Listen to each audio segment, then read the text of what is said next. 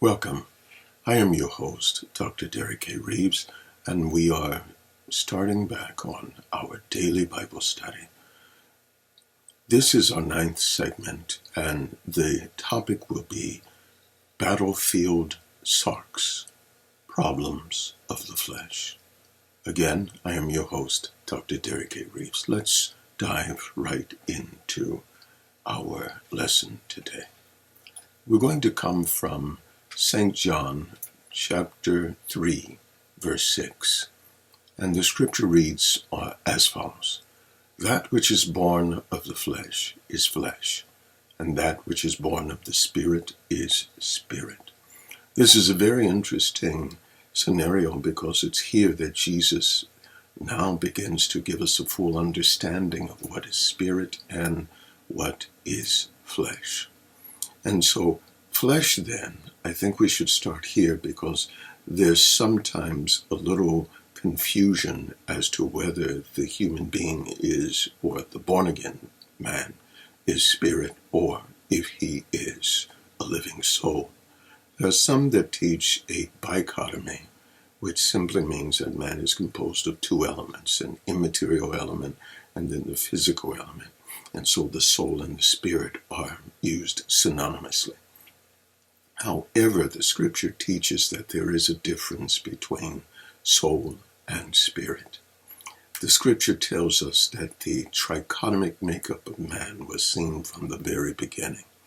In the beginning, God created the heaven and the earth. Then when we get to day 6, the scripture says, And God said, Let us make man in our own image, after our own likeness. Then we go to chapter 2, and we see that, And God formed man out of the dust of the ground. And so you see, first of all, part of his trichotomic being is physical elements that are created from material essence. And so there was formate materialis. He formed him from the dust of the ground. Then we see God breathed into the nostrils of that sculpted somatic system the breath of life. And the breath of life animated everything that God created in the body. The body was not just a shell per se, but the body was a model of a whole systemic being of man. And then when God breathed into him the breath of life, that systemic soma became everything that God envisioned, that God created, that God desired. And so then the other problem is, did God assume an anthropomorphic shape to form him? We go to St. John, and the scripture says, In the beginning was the Word was with God, and the Word was God, the same in the beginning with God. And then we go down, I believe it's verse 14, and the Word became flesh and dwelt among us, full of grace, truth, so forth and so on. But as we go up, it says, And all things were made by him, and there was nothing made that was not made by him.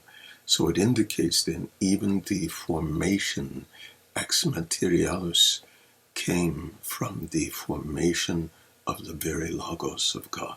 Now, logos can mean, first of all, a discourse, a spoken word that has many different principles and concepts within it. And so God creates even the physical body. He forms it as an artisan simply with the word, the logos, the thought of thought. And this gives you the power, the understanding of the power that God himself wields. And he creates man. He breathes into him the breath of life, the neshama kahi. And here we see that the formation from physical matter, the eternal, infinite breath of God, and then the merging of the two, the Spirit of God, the breath of God, brings to life now the living entity that has mind, that mirrors logos, The mind now is the thought that will guide and that will give clarity to the entirety of who and what man is. And so man was not born. He was created to be a living soul.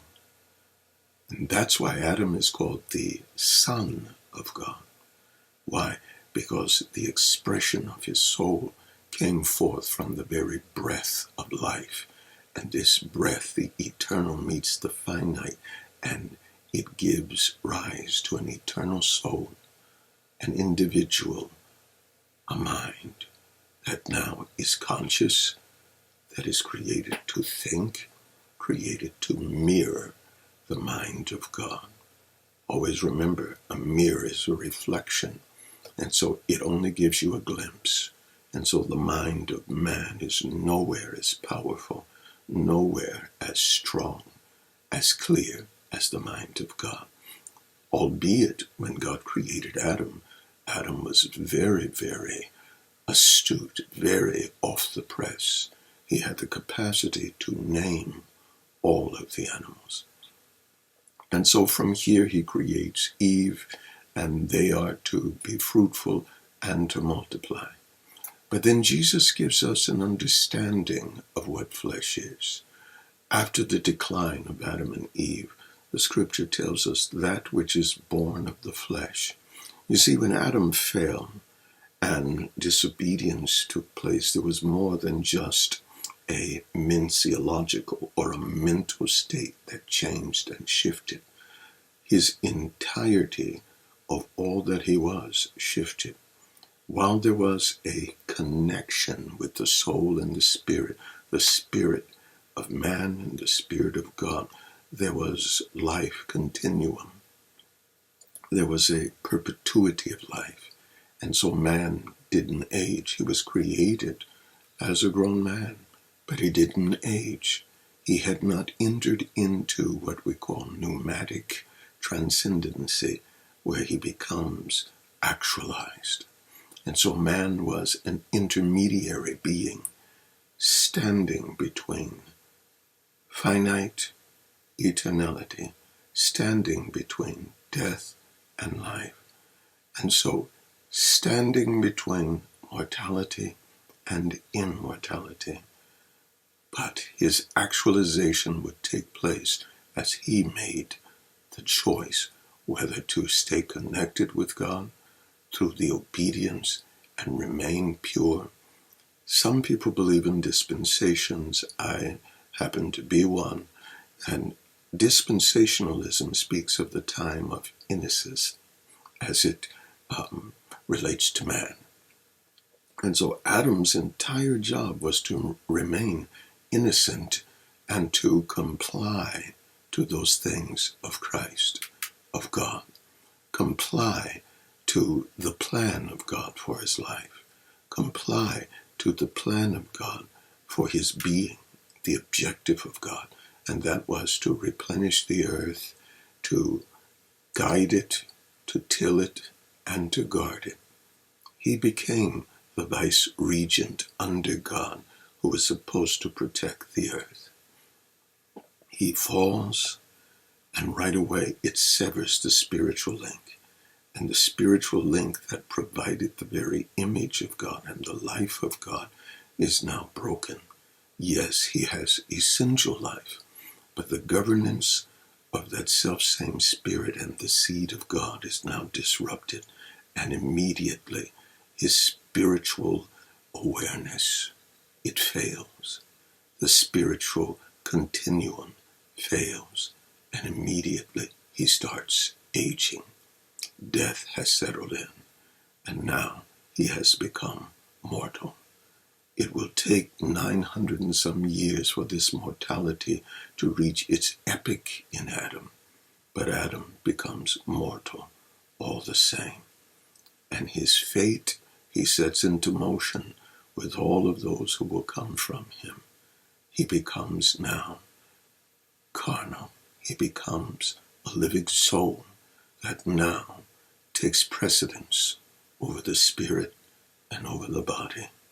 And so The soul then, and the body, and the fallen spirit of man, all become flesh, or sarx. And this is why Jesus says, that which is born of the flesh is flesh.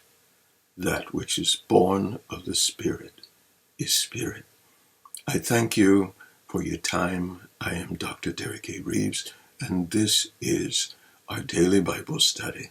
God bless you, and until next time, join us next time, and we will continue in on our topic, Battlefield Sarx, Problems of the Flesh. God bless and keep you.